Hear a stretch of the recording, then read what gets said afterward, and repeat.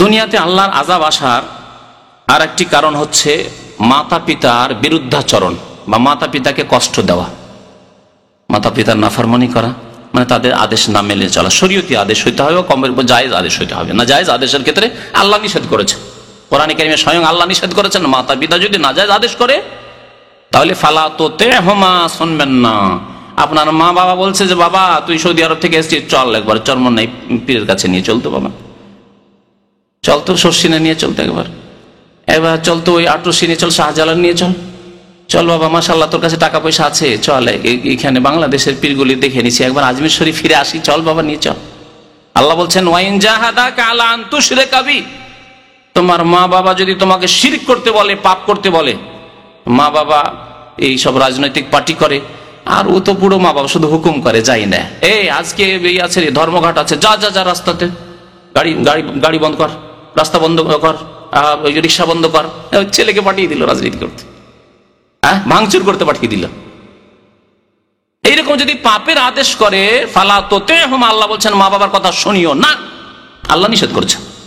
যেই মা বাবার বিরুদ্ধাচরণ নাফরমানি করলে আখিরাতের আযাব, জাহান্নামের আযাব আর দুনিয়ারও আযাব রয়েছে, বড় শাস্তি রয়েছে, দুনিয়াতেও আল্লাহ শাস্তি দেন।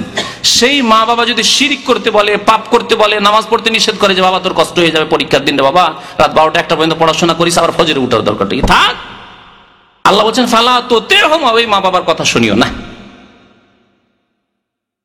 তবে শুনিও না এই মানেই যে তাকে মানসিক কষ্ট দেবেন, আঘাত করবেন বা উল্টো পাল্টা কথা বলবেন, কষ্ট দেওয়া না, বলবেন যে না এই আপনার আদেশ মানতে পারছি না, আমি শিরক করব না, আমি নামাজ ছাড়বো না, আমি অন্যায় কাজ করবো না, আমি কাউকে মারতে যাব না, আমি ওই রাস্তাঘাট বন্ধ করতে যাব না, আমি ওই ধর্মঘাটে অংশ নিতে যাব না, ওই সব রাজনীতি আমি বাতিল রাজনীতি করতে যাব না, এই বলে জবাব দেবেন। কিন্তু তাদেরকে কষ্ট দেবেন তার জন্য না, কথার দ্বারাও কষ্ট দেবেন না, আর হাতের দ্বারাও কষ্ট দেবেন না, চোখের দ্বারাও কষ্ট দেবেন না। চোখ গরম করে হুঁশ দিশা নেই, বুড়ো হয়ে গেলে না ভেড়া হচ্ছেন, আমাকে এইসব অন্যায় কথা বলেন, আপনি নামাজ পড়তে নিষেধ করেন না, জায়েজ না আপনার জন্য। আল্লাহ বলছেন ওয়াসাহিবহুমা ফিদ দুনিয়া মারুফা, পৃথিবীতে যতদিন বেঁচে আছে মা বাপ মুশরিক হলেও, কবর পূজারী হলেও, এমনকি প্রতিমা পূজারী হিন্দু হলেও তাদের সাথে সদাচরণ করো পৃথিবীতে। ওয়াসাহিবহুমা, তাদের সাথ দাও, তাদের সাহায্য সহযোগিতা করো, চিকিৎসার ক্ষেত্রে, খাওয়া দাওয়ার ক্ষেত্রে, বস্ত্রের ক্ষেত্রে, চলাফেরার ক্ষেত্রে, ফিদ দুনিয়া পৃথিবীতে মারুফা, ভালো আচরণের সাথে, মা বাবার সাথে ভালো আচরণ করতে হবে। এজন্য মা বাবার সাথে কেউ যদি খারাপ আচরণ করে আল্লাহ তো আখিরাতে শাস্তি দেবেন, কিন্তু পৃথিবীতেই তার শাস্তি রয়েছে। আর আরেকটি পাপের পৃথিবীতে শাস্তি রয়েছে, তা হচ্ছে জুলম, অত্যাচার, সীমা লঙ্ঘন করা, বাড়াবাড়ি। জুলম কারো উপরে করা, দুর্বল পেয়ে দিলেন, এ কিছুই করতে পারবেন না। মানুষ জুলুম কারো উপরে করে যার সম্পর্কে জানে যে আমার প্রতিশোধ নিতে পারবে না, কিচ্ছু করতে পারবে না, আমার একে মেরে দিলেও কিছু করতে পারবে না, একে গাল দিলেও কিছু করতে পারবে না, টাকা পয়সা ছিনিয়ে নিলেও কিছু করতে পারবে না, বেইমানি করে নিল, জমি জায়গা যদি দখল করে নি তাও কিছু করতে পারবে না, কিছু করতে পারবে না, তার উপরে জুলুম করে। শক্তিশালীর উপরে কেউ জুলুম করে না। নবী করিম সাল্লাল্লাহু আলাইহি ওয়াসাল্লামের হাদিস, মুস্তাদরাক হাকিমে হাদিসটি রয়েছে, হাদিসটি সহিহ, আল্লামা নাসিরুদ্দিন আলবানী সহিহ বলেছেন। বলছেন নবী করিম সাল্লাল্লাহু আলাইহি ওয়াসাল্লাম বাবানে মুআজ্জালানে উকুবাতুহুমা ফিদ দুনিয়া, দুইটি পাপ রয়েছে যেই পাপের শাস্তি আল্লাহ পাক পৃথিবীতেই দিয়ে দেন। মুআজ্জালানে উকুবাতুহুমা, এই দুইটি পাপের গুনার শাস্তি আল্লাহ দুনিয়াতেই দিয়ে দেন। একটি হচ্ছে আল বাগি, মানে জুলম, অত্যাচার, আর আরেকটি হচ্ছে উকুকুল ওয়ালিদাইন, মাতা পিতার বিরুদ্ধাচরণ করা, নাফরমানি করা, মা বাবাকে কষ্ট দেওয়া, যে কোনো রকম ভাবে কষ্ট, আপনার কষ্ট দেওয়া। নবী করিম সাল্লাল্লাহু আলাইহি ওয়াসাল্লাম জুলুম সম্পর্কে বলেছেন ওয়াত্তাকি দাওয়াতাল মাজলুম, কার উপরে জুলুম করিও না। জুলুম যদি করো, আর সেই ব্যক্তি, মজলুম ব্যক্তি, নির্যাতিত ব্যক্তি যদি আল্লাহর কাছে দোয়া করে যে আল্লাহ তুমি বিচার করো, বেশি কিছু না বলে শুধু এটুকু বলে যে আল্লাহ এই যে জুলুম করলো আমার উপর, আল্লাহ তুমি বিচার করো, এই টাকা পয়সা ধার নিয়ে আল্লাহ পালিয়ে গেল, আল্লাহ তুমি এর বিচার করো, আল্লাহ আমার জমিটা দখল করে নিল, আমি বাড়ি করার জন্য একটা জায়গা কিনেছিলাম, প্লট কিনেছিলাম, তা দখল করে নিল, আল্লাহ তুমি এর বিচার করো, আল্লাহ আমাকে মারলো সুপারভাইজার, আর আমি একটা সাধারণ লেবার, যেটা মারলো অন্যায় করে, আল্লাহ তুমি এর বিচার করো। ব্যাস এতটুকু যদি করে, নবী করিম সাল্লাল্লাহু আলাইহি ওয়াসাল্লাম বলছেন ওয়াত্তাকি দাওয়াতাল মাজলুম, মাজলুম নির্যাতিতের দোয়া থেকে সাবধান, বেঁচে থাকো। বদদোয়া যাতে না দিয়ে দেয়, সুযোগই দিবে না তাকে বদদোয়া দেওয়ার, ভালো দোয়া নেওয়ার চেষ্টা করবে। কারণ দুর্বল লোকের ভালো দোয়া অন্তর থেকে বেরোয়। যখন আপনার উপর খুশি হবে তখনই সে অন্তর থেকে দোয়া করবে যে লোক খুব ভালো, আমার সুপারভাইজার, আমার ফোরম্যান, আমার ম্যানেজার খুব ভালো মানুষ।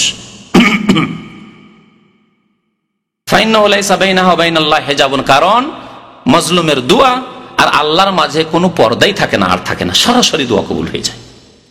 সুতরাং সাবধান ওই থেকে।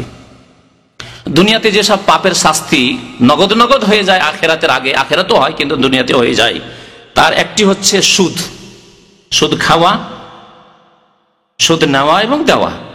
জি, সুদ নেওয়া এবং দেওয়া, সুদ খোর যে সুদ খায়, আর যারা সুদের উপর টাকা পয়সা নিয়ে যে বিদেশ আসে অনেকে, সুদের উপর টাকা নিয়ে ব্যবসা বাণিজ্য করে ইত্যাদি ইত্যাদি, বা সুদী সংস্থার সাথে সম্পর্ক রাখে, সুদী ব্যাংকের সাথে সম্পর্ক রাখে, অথচ তার বিকল্প ভালো ইসলামী ব্যবস্থা আছে ইত্যাদি ইত্যাদি। আর আরেকটি পাপ হচ্ছে জেনা ব্যভিচার। সুদের শাস্তি এবং জেনা ব্যভিচারের শাস্তি দুনিয়াতেও আল্লাহ পাক রব্বুল আলামিন নগদ নগদ দিয়ে দেন। এই মর্মে হাদিস শোনা একটি, নবী করিম সাল্লাল্লাহু আলাইহি ওয়াসাল্লাম ইরশাদ করেছেন, হাদিসটি তাবরানীতে রয়েছে, মুস্তাদরাক হাকিমে রয়েছে, আব্দুল্লাহ বিন আব্বাস রাদিয়াল্লাহু তাআলা আনহুমা হাদিসটি বর্ণনা করেছেন, ইযা যাহারা জিনা ওয়ার রিবা ফি কারিয়াহ ফাকাদ আহাল্লু বিআনফুসিহিম আযাবাল্লাহ।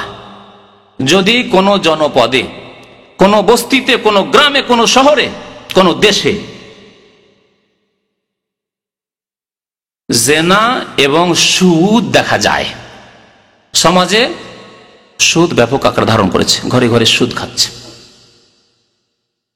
আর জেনা হচ্ছে, বেহায় বেপরদায় মহিলারা বেরোয়, মেয়েরা বেরোয়, স্কুল কলেজ ইউনিভার্সিটিতে একই সাথে পড়াশোনা করে, হাসপাতালে একই সাথে চাকরি করে, সহশিক্ষা আর একসাথে কাজকর্ম, একসাথে চাকরি, একই ফ্যাক্টরিতে, একই গার্মেন্টসের ছেলে মেয়েরা সবাই একসাথে কাজ করে, অবাধ মেলামেশা, স্বাধীনভাবে একই বিল্ডিং এ বসবাস করে, যুবতীরাও থাকে আর যুবকরা থাকে একই হোস্টেলে, স্বাধীনভাবে ঢুকতে পারে ইত্যাদি ইত্যাদি। এইভাবে যখন জেনা কোনো জাতীয়, তারপরে পর্দা নেই, পর্দা না থাকার কারণে একা মহিলা সফর করে এক জায়গা থেকে এক জায়গায়, এক দেশ থেকে এক দেশ সফর করে, কত কার সাথে সফর করে, রাস্তাঘাটে দেখা সাক্ষাৎ হয়, বাসে কত লোকের সাথে দেখা হলো, ট্রেনে কত লোকের সাথে দেখা হলো, প্লেনে কত লোকের সাথে দেখা হলো, আর তার সাথে ওই যুবকরা আর যাদের নজর খারাপ তারা দেখছে যে মহিলা তো একাই আছে, এর সাথে তো কেউ নাই, তখন শয়তানি করার সুযোগ নেই। এইভাবে বা কমপক্ষে টেলিফোন নম্বরটা দিয়ে দিল, হ্যাঁ পরে যোগাযোগ হবে, হচ্ছে না, হচ্ছে না, কোন সুযোগ না পেলে আজকাল মোবাইলের যুগ, চট করে টেলিফোনটা লিখে দিয়ে দিল, পরে দেখা সাক্ষাৎ হবে। লা হাওলা ওয়ালা কুওয়াতা ইল্লা বিল্লাহ। নবী করিম সাল্লাল্লাহু আলাইহি ওয়াসাল্লাম বলছেন, কোন গ্রামে, কোন দেশে যখন জেনা আর সুদ এই দুটি পাপ হতে লাগে, ফাকাদ আহাল্লু বিআনফুসিহিম আযাবাল্লাহ, তাদের উপর আল্লাহর আযাব নেমে আসে, তাদের উপর আল্লাহর আযাব নেমে আসে। আজকে বলুন, মুসলিম বিশ্বের কথাই বলুন, অমুসলিম দেশগুলি বাদ দিয়ে দেন, মুসলিম বিশ্বে সুদী ব্যাংক ছাড়া আছে? মুসলিম বিশ্ব সুদী ব্যাংক মুক্ত দেশ আছে? তাহলে আল্লাহর আযাব কেন আসবে না? জেনা ব্যভিচার কত রকম ভাবে হচ্ছে। গার্ডেন পার্ক গুলির চিত্র দেখেন, দেশের অবস্থা। পার্কে যারা গিয়েছে তারা জানে, আর যারা জাননি তারা খবরদার জেন না। আল্লাহর গজবের জায়গা, কখন যে গজব নেমে আসবে ওই সব জায়গায়।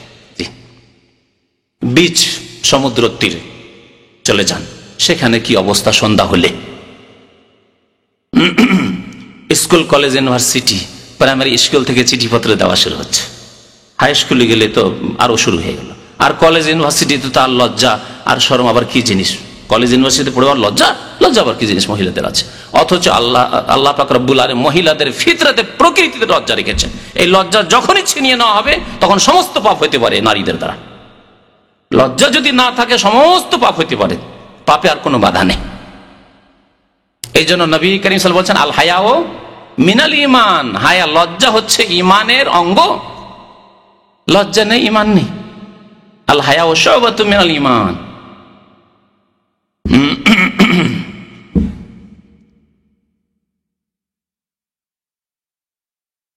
আল্লাহর দুনিয়ার আযাবের আরেকটি কারণ হচ্ছে মানুষের কাছে ঋণ করজ নেওয়া, অথচ মনে আছে যে দিব না।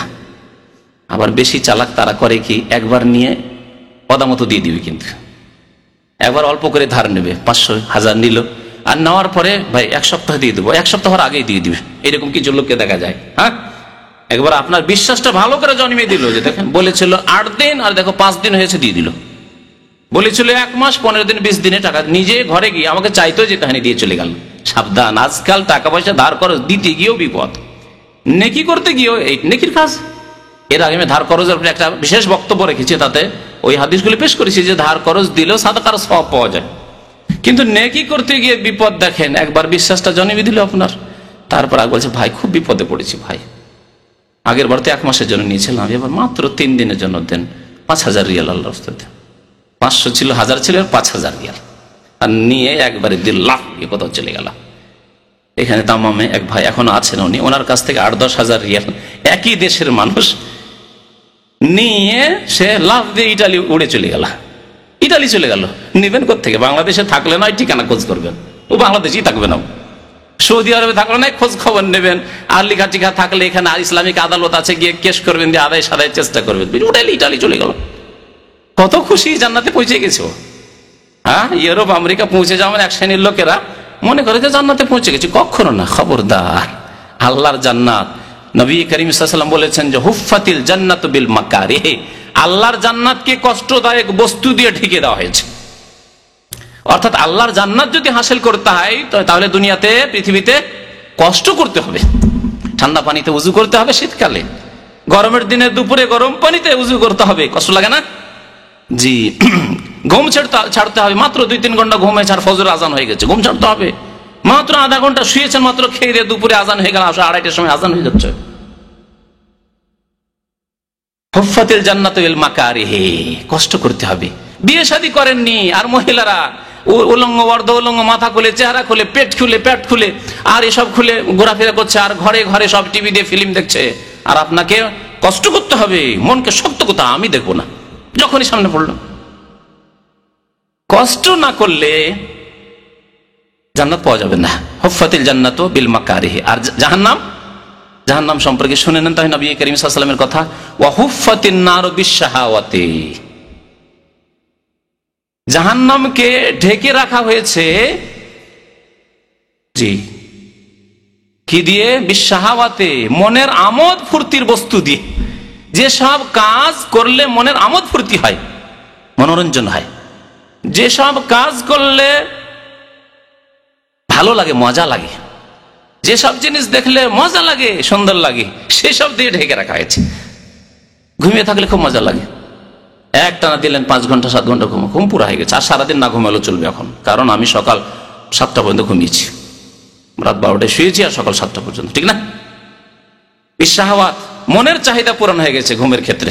জি। জেনা, ব্যভিচার, মনের চাহিদা, বিবি নেই, বিদেশে আছি, জি, আর সুযোগ পাওয়া যাচ্ছে 50 রিয়াল 100 রিয়াল পতিতালয় খুলে রেখেছে এক শ্রেণীর লোকেরা লুকিয়ে, আর ওই শ্রেণীর লোকেরা খোঁজ খবরও রাখে যে কোথায় কি আছে না আছে।